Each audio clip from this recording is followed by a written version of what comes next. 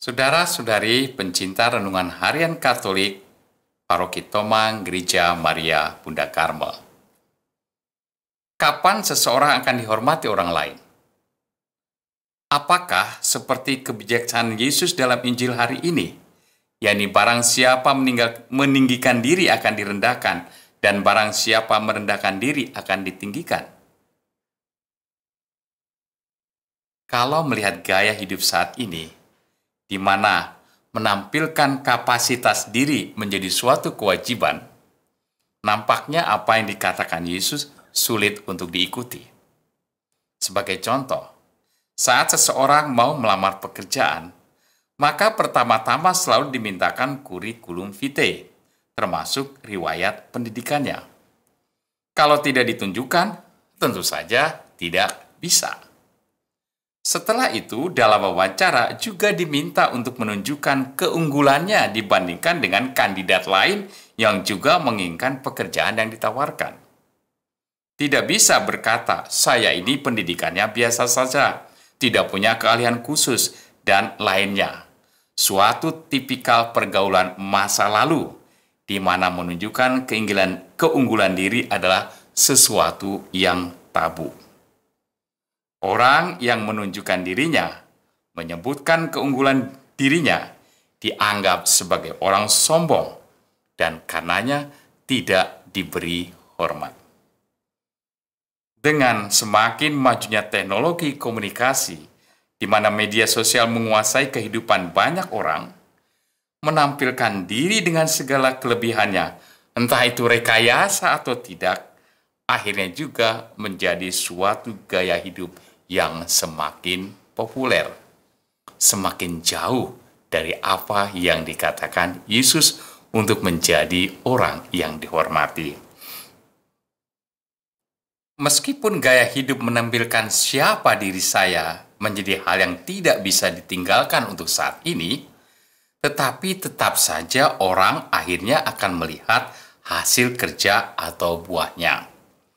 Seorang yang awalnya menampilkan diri dengan penuh percaya diri dan pada akhirnya bisa menunjukkan hasil kerja sesuai dengan promosi tentang dirinya akan mendapat rasa hormat dan kagum dari teman atau orang-orang yang bekerja dengannya.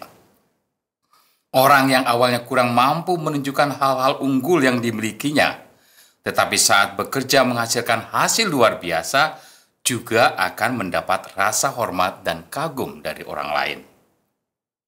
Akan tetapi, bila orang yang menunjukkan dirinya sebagai pribadi yang luar biasa, namun saat hasil kerjanya tidak sesuai dengan promosi tentang dirinya, orang akan memandang rendah dirinya, bahkan dipandang lebih rendah daripada seseorang yang tidak bisa bekerja dan juga tidak menunjukkan kehebatan dirinya. Buah kerja itulah yang membuat orang hormat atau kagum, bukan promosi diri. Promosi diri pula lah yang terjadi dalam kisah Injil hari ini. Tamu yang mau mempromosikan dirinya sebagai orang hebat, ia menunjukkan dirinya dengan menempatkan dirinya di jajaran tamu-tamu terhormat. Sebaliknya, tamu yang tidak mempromosikan dirinya, ia tidak tertarik untuk menunjukkan dirinya.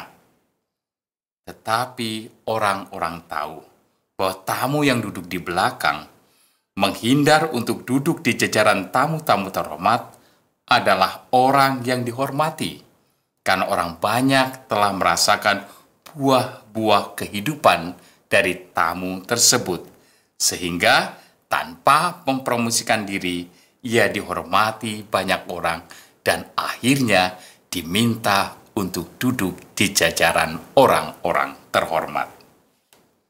Saudara-saudaraku, menjadi terhormat pada akhirnya bukanlah menunjukkan apa yang saya miliki, pendidikan saya, dan lain sebagainya, tetapi menunjukkan apa yang telah saya buat bagi orang lain.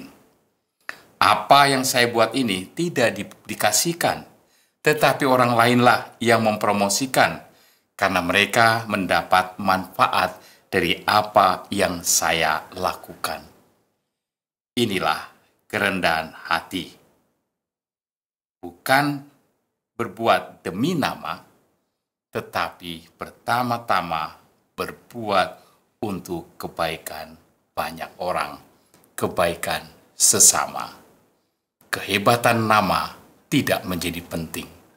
Kebaikan sesama itulah yang harus ditinggikan.